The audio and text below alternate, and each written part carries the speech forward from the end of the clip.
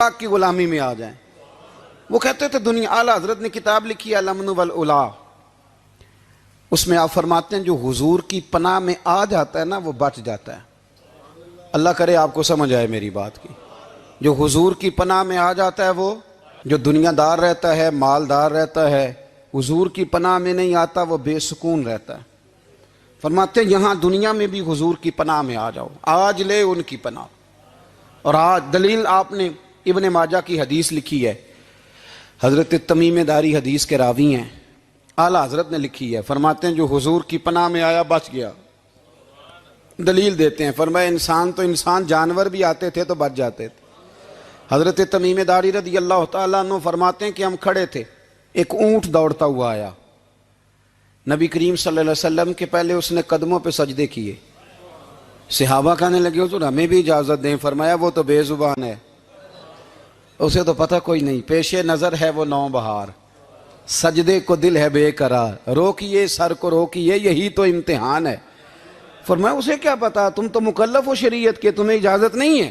اور اعلیٰ حضرت نے 2 ٹوک لکھا ہے، فرمایا سوائے خدا کے کسی کو تعظیمی سجدہ بھی حرام ہے۔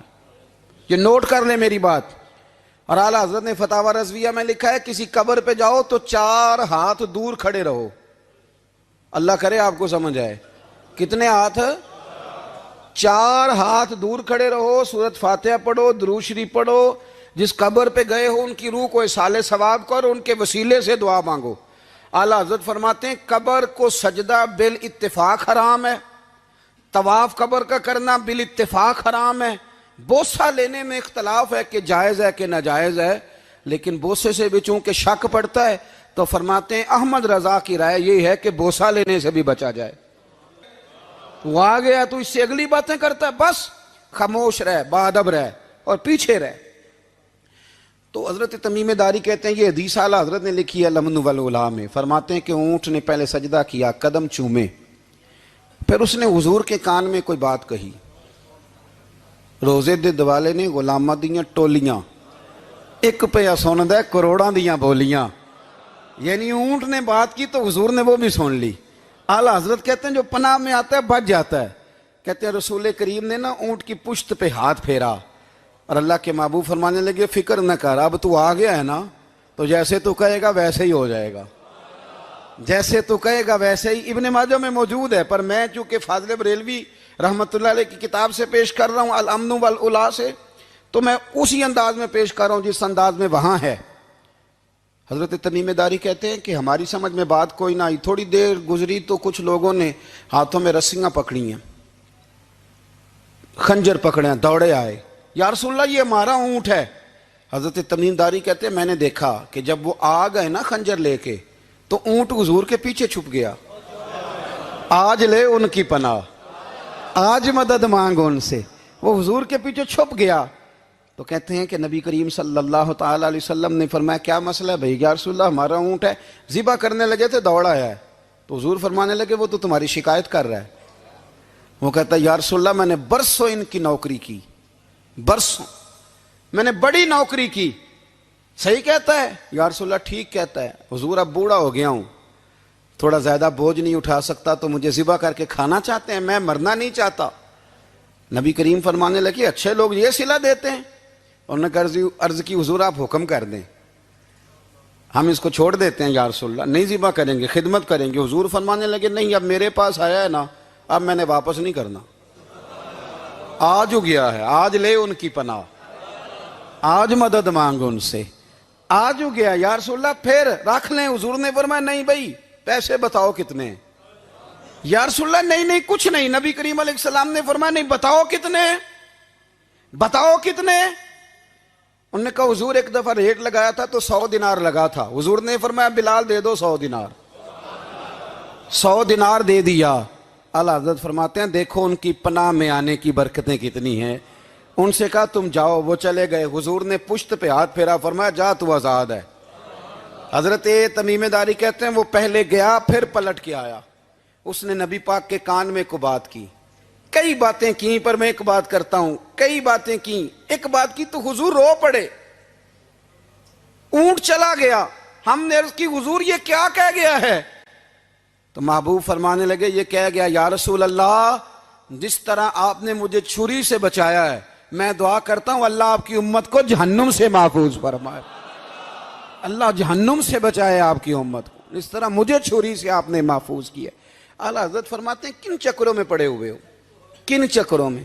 پیسوں کی پناہ لیتے ہو، عہدوں کے پیچھے چھپتے ہو، دولت کے پیچھے چھپتے ہو، تعلقات کے پیچھے چھپتے ہو۔ فرمایا مصیبت آئے گی تو یہ سارے ہٹ جائیں گے، اگر پناہ لینی ہے تو مدینے والے محبوب کی پناہ لو، دروازہ رسول پہ آؤ، نبی کریم کی بارگاہ میں جھکو، حضور سے پیار کرو۔ اعلیٰ حضرت فرماتے ہیں محبوب کا ادب کرو، رسول اللہ کی غلامی کرو۔ فرماتے ہیں پھر کے گلی گلی تباہ، ٹھوکریں سب کی کھائیں کیوں، دل کو جو عقل دے خدا تو تیری گلی سے جائے کیوں۔ اور فرمانے لگے جان ہے عشق مصطفیٰ روز فزوں کرے خدا، جس کو ہو درد کا مزہ وہ ناز دوا اٹھائے کیوں، جس کو ہو درد کا مزہ وہ ناز دوا اٹھائے کیوں۔ انہوں نے محبوب کریم کی محبت کا پیغام دیا، صحابہ کی محبت کا، بولیے صحابہ کی محبت کا پوری کتاب لکھی حضرت صدیق اکبر جناب عمر کے فضائل پر۔ اور مزے کی بات یہ ہے کہ اعلیٰ حضرت نے نا اردو شاعروں میں سے کسی کو توفیق نہیں ہوئی حضور کو شہنشاہ کہنے کی، اعلیٰ حضرت نے کہا میرے نبی شہنشاہ ہیں۔ دلیل کیا دی؟ فرمانے لگے پڑھو ترمذی، حضور نے فرمایا میرے دو وزیر زمینوں میں ہیں دو آسمانوں میں، زمین کے دو وزیروں کے نام ابو بکر اور عمر ہیں، آسمان کے دو وزیر ہیں جبریل اور میکائیل۔ تو اعلیٰ حضرت کہنے لگے حضور وزیر تو کسی شہنشاہ کے ہی ہوتے ہیں، پھر کہہ لو نا شہنشاہ۔ تو پھر فرمانے لگے حاجیو آؤ شہنشاہ کا روضہ دیکھو، حاجیو آؤ شہنشاہ کا روضہ دیکھو، کعبہ تو دیکھ چکے اب کعبے کا بھی کعبہ دیکھو، کعبہ تو دیکھ چکے اب کعبے کا بھی، غور سے سن تو رضا کعبے سے بھی آتی ہے صدا، میری آنکھوں سے میرے پیارے کا روضہ دیکھو۔ اعلیٰ حضرت نے ساری زندگی اور صحابہ کرام کی بات کی، اہل بیت کی بات کی، اولیاء کی بات کی، صوفیاء کی بات کی، دفاع کیا سب کا، سب کے شانوں میں لکھا، امت کو بتلایا کہ اپنے بزرگوں سے جڑے رہو گے تو بچے رہو گے۔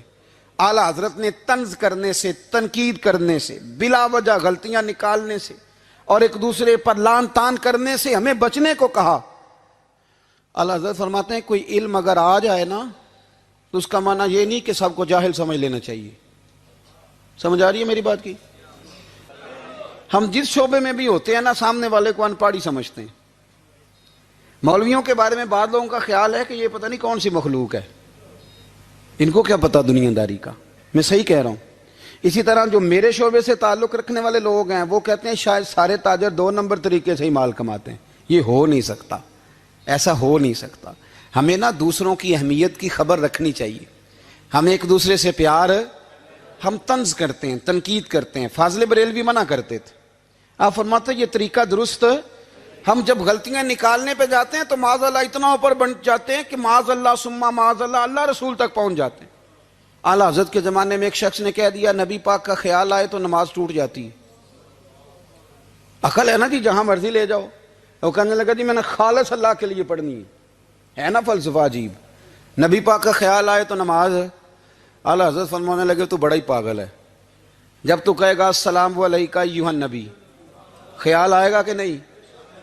فرمانے لگے تو بڑا ہی نادان ہے، جب تو کہے گا اللہم صلی علی محمد وعلی خیال آیا کہ نہیں آیا؟ فرمانے لگے تو نبی پاک کی بات کرتا ہے، نماز میں تو ابا اماں کا بھی خیال آتا ہے، ربنا اغفر لی والی والدیہ۔ فرمانے لگے ربے کے خیال سے نہیں ٹوٹتی تو مدینے والے کے خیال سے کیسے ٹوٹ گئی؟ فرمانے لگے بڑا ہی بیوقوف ہے تو۔ اعلیٰ حضرت فرمانے لگے تو کہتے ہے حضور کا خیال آئے تو ٹوٹ جاتی ہے؟ فرمانے لگے جب تک حضور کا خیال آئے نہ نماز ہوتی نہیں، جب تک حضور کا خیال نہ آئے نماز ہوتی نہیں، سوال ہی نہیں پیدا ہوتا۔ لوگوں نے کہا جناب وہ کس طرح؟ تو اعلیٰ حضرت فرمانے لگے اللہ نے کہا قرآن میں واقعی الصلاۃ نماز پڑھو، یہ نہیں بتایا کتنی پڑھنی ہے، اور یہ بھی نہیں بتایا فجر کی کتنی پڑھنی ہے، یہ بھی نہیں بتایا ظہر کی، یہ بھی نہیں بتایا قیام کیسے کرنا ہے، ہمیں یہ بھی نہیں بتایا رکوع کیسے کرنا ہے۔ ہمیں پتہ کیسے پتہ چلا؟ جب صحابہ نے کہا نا رب کہتا ہے نماز پڑھیں تو کیسے پڑھیں، تو حضور فرمانے لگے سلو کما رأیتمونی اصلی، نماز اس طرح پڑھو کرو جس طرح مجھے پڑھتے ہوئے دیکھتے ہو۔ تو کہا یہ تو کیسی عجیب بات کر رہا ہے کہ نبی کریم صلی اللہ علیہ وسلم کا خیال آئے۔ اور پھر بڑی مزیدار بات، ایک شخص نے اعلیٰ حضرت سے آ کے نا، اس زمانے میں نا ایک آریہ مذہب ہوتا تھا، اب اللہ کا شکر ہے وہ کوئی نہیں، اب ویسے جو بڑے نئے نئے مذہب نکل آئے ہیں، جو آدمی جتنا پڑھ جاتا ہے معاذ اللہ وہ ایک نئی بات ہی شروع کر دیتا ہے، اور جو انوکھی بات کرے اس کے پیچھے رش بھی زیادہ ہو جاتا ہے، سٹائل ذرا ہٹ کے ہو نا جی تو ذرا ماحول جلدی بن جاتا ہے۔ تو وہ آریہ مذہب تھا، تو وہ ایک آریہ آ گیا اعلیٰ حضرت کے پاس، آ کے کہنے لگا کہ فرض کی اہمیت زیادہ ہے کہ سنت کی؟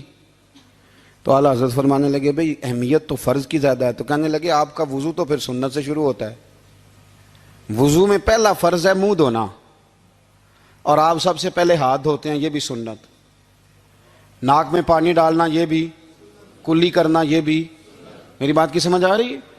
اس نے کہا یہ آپ عجیب لوگ ہیں، فرض اگر بڑا ہے تو پہلے فرض ہونا چاہیے تھا۔ سمجھ آ رہی ہے میری بات کی؟ لوگ دین پر بڑے بڑے مختلف اعتراضات کرتے ہیں نا، اس نے کہا جی پہلے ہونا چاہیے تھا فرض، تو منہ دھونا فرض ہے، آپ نے گھٹنوں تک ہاتھ دھوئے، اب یہ جو آپ نے ہاتھ دھو یہ بھی سنت، کلی کری تو وہ بھی سنت، ناک میں پانی ڈالا تو وہ بھی سنت، تو آپ تو چوتھے نمبر پہ فرض ادا کر رہے۔ تو اعلیٰ حضرت فرمانے لگے تم اصل میں محبوب کا غلام نہیں نا، ہاں تجھے کیا پتا ہو یہ بات کیا ہے، تو بیٹھ جا ہم سے سن، ہم تجھے بتاتے ہیں۔ اس نے کہا جی کیا مطلب؟ فرمانے لگے یہ محبوب جو ہے نا ہمارے، یہ ہمیں بڑی جگہوں سے بچاتے ہیں، یہ بچا بچا کے فرائض تک لے جاتے ہیں۔ کیا مطلب؟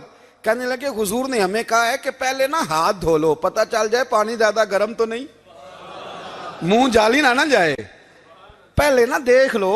فرمایا پھر ناک میں ڈال کے پتہ کرا لو کہ اس میں سے بدبو تو نہیں آتی، سنت بھی ادا ہو گئی، پتہ بھی چل گیا بو تو نہیں آ رہی۔